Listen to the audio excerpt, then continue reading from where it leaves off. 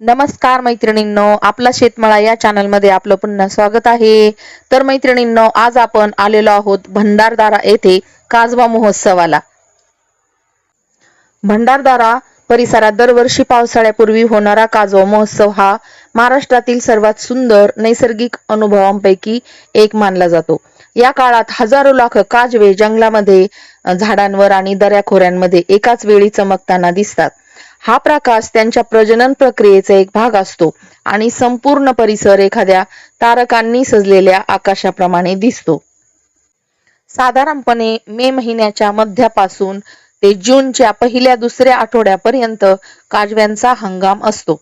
पावसाळा सुरू होण्यापूर्वीचा काळ हा काजवे पाहण्यासाठी सर्वोत्तम मानला जातो।